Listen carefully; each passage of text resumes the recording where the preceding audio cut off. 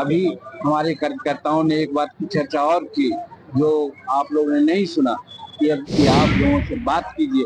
और हमने नड्डा साहब से, सम्राट जी से, हमने जो जायसवाल जी से, हम संजय झा जी से, सबसे बातें भी की है। बिहार विधानसभा चुनाव से पहले जीतन राम मांझी ने बढ़ाई एनडीए की टेंशन।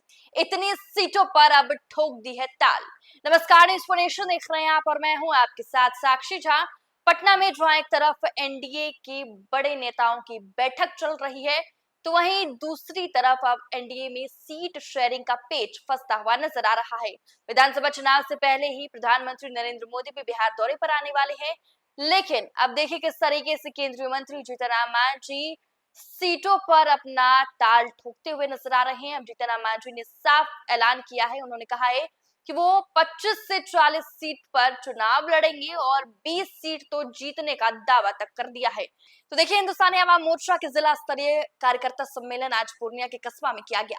इस मौके पर केंद्रीय मंत्री जीतन राम मांझी, हम पार्टी के राष्ट्रीय अध्यक्ष और बिहार सरकार के मंत्री डॉक्टर संतोष कुमार सुमन उपस्थित नजर आए। वहीं बड़ी तादाद में उपस्थित लोगों को संबोधित करते हुए केंद्रीय मंत्री जीतन राम मांझी ने कहा कि बिहार में 20 सीटों पर उनकी पार्टी के इस विधानसभा चुनाव में जीत होगी। इसके लिए जरूरी है कि 25 से 40 सीट तक चुनाव लड़ा जाए, जिसकी मांग एनडीए की बैठक में रखेंगे। उन्होंने पूर्णिया की कस्बा सीट पर भी अपनी दावेदारी पर बात कही है। पत्रकारों से बात करते हुए केंद्रीय मंत्री जीतन राम मांझी ने कहा कि सीमांचल के इलाकों में उनके विभाग के द्वारा जल्द ही बड़ी सौगात दी जाएगी। पहले आप सुनिए क्या कुछ कह रहे हैं केंद्रीय मंत्री जीतन राम मांझी। मुझे आपकी मिली थी, तो इस बार क्या एनडीए में सीट बंटवारे को लेकर के सारा कंफ्यूजन हो गया है? कोई कंफ्यूजन में नहीं है। हम लोग सब आपस में बैठेंगे, बैठे तय करेंगे। ये हमारे कार्यकर्ताओं की मांग है, जो हमने कहा निश्चय होगा जब एनडीए के लोग बैठेंगे।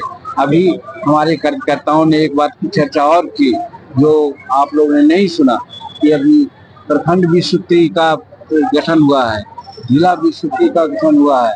हम एनडीए के पार्टनर हैं, लेकिन हमको पूरा तरजीह नहीं दी गई है। इसलिए हमारे कार्यकर्ताओं ने हमसे कहा है कि आप लोगों से बात कीजिए।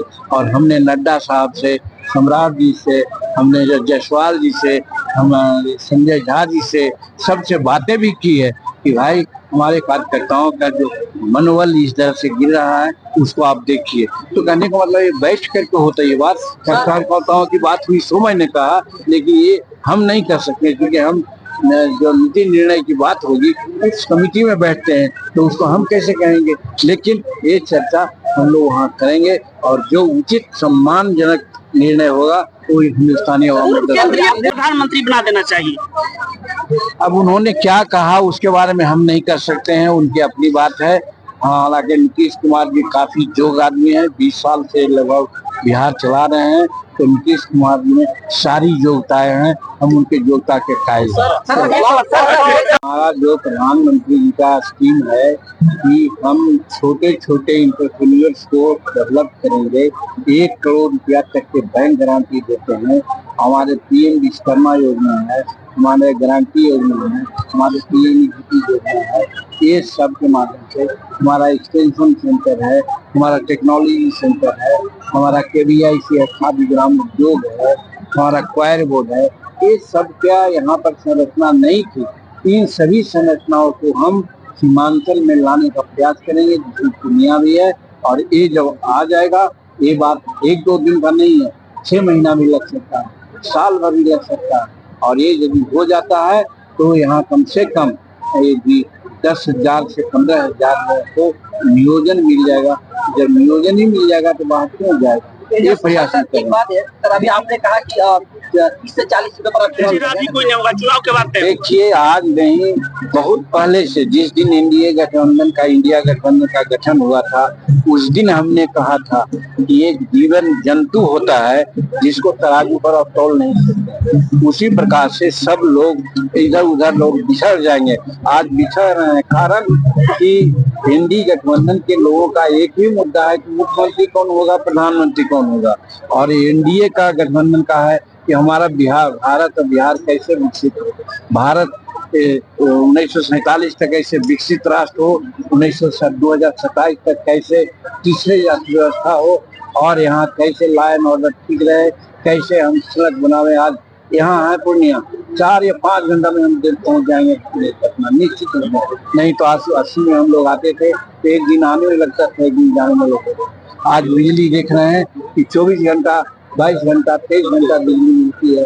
ये भी है, लॉ एंड ऑर्डर की बात है, छिटपुट घटनाएं होती है, लेकिन 8 दिन में हमारा इमामगंज नवरिया विधायक हम रहते थे, 3 बजे दिन में कोई नहीं जाता था, आज 9 बजे रात में भी जाते हैं। पटना में भी देखते हैं कि सेकंड शिफ्ट सिनेमा देखे हमारी बेटियां आती जाती हैं, कहीं कोई दिक्कत नहीं है। इसलिए लाइन ऑर्डर अभी आपने कहा कि कि हम छोटे छोटे इंटरप्रेन्योर्स को डेवलप करेंगे, 1 करोड़ रुपया तक के बैंक गारंटी देते हैं। हमारे पीएम विश्वकर्मा योजना है, हमारे गारंटी योजना है, हमारे पीएमईजीपी योजना है। ये सब के माध्यम से हमारा एक्सटेंशन सेंटर है, हमारा टेक्नोलॉजी सेंटर है, हमारा केवीआईसी है, खादी ग्राम उद्योग है, हमारा क्वायर बोर्ड है। ये सब क्या यहाँ पर संरचना नहीं थी, इन सभी संरचनाओं को हम सीमांचल में लाने का प्रयास करेंगे, जिसमें पूर्णिया भी है। और ये जब आ जाएगा, ये बात 1-2 दिन का नहीं है, 6 महीना भी लग सकता है, साल भर भी लग सकता है। और ये यदि हो जाता है तो यहाँ कम से कम 10,000 से 15,000 लोगों को नियोजन मिल जाएगा। जब नियोजन ही मिल जाएगा तो बाहर क्यों जाएगा, ये प्रयास हम कर रहे हैं। सर अभी आपने कहा कि इससे 40 सीटों पर आप चुनाव लड़ेंगे। अगर बिहार विधानसभा चुनाव 2020 की बात करें तो 7 सीटें आप उन्होंने एक जिला सम्मेलन कार्यकर्ताओं का बुलाया, उसमें हम लोग यहाँ पर आए। हमारे राष्ट्रीय अध्यक्ष संतोष कुमार सुमन जो बिहार के मंत्री हैं, वो हमारे साथी विधायक प्रफुल्ल मांझी जी हैं, राजेंद्र यादव जी खुद हैं, और हमारे प्रांतीय और राष्ट्रीय अनेक कर्मचारी यहाँ पर उपस्थित हैं।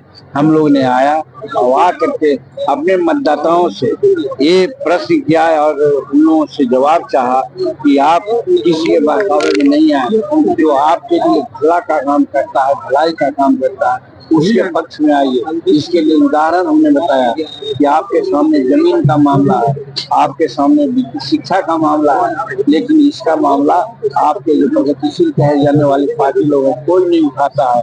और यदि जीतन मांझी यहाँ विधानसभा में था, उठाया था, तो जितने भी लोग हैं 17-18 विधायक, कोई साथ नहीं दिए। कहने का मतलब वो हमारा यूज करते हैं, उनके साथ मत जाओ, हम तुम्हारा साथ देंगे। हमारा घोषणा पत्र में है तुम्हारे लिए सारा काम करने का, जिसमें आप सभी पत्रकार मित्र भी हैं। सबके लिए काम जो 34 निर्णय हमने लिया था, उसको लागू करने के लिए पार्टी हम लोग ने बनाया है। और आज भी पार्टी के घोषणा पत्र में वही 34 मुद्दा हमारा है, चाहे विद्यार्थियों के लिए हो, चाहे महिलाओं के लिए हो, चाहे किसानों के लिए हो, चाहे बेरोजगारों के लिए हो। सारा डिटेल हम नहीं कर सकते या नहीं कहा, लेकिन उसका बुकलेट आ रहा है, सबको बताएगा।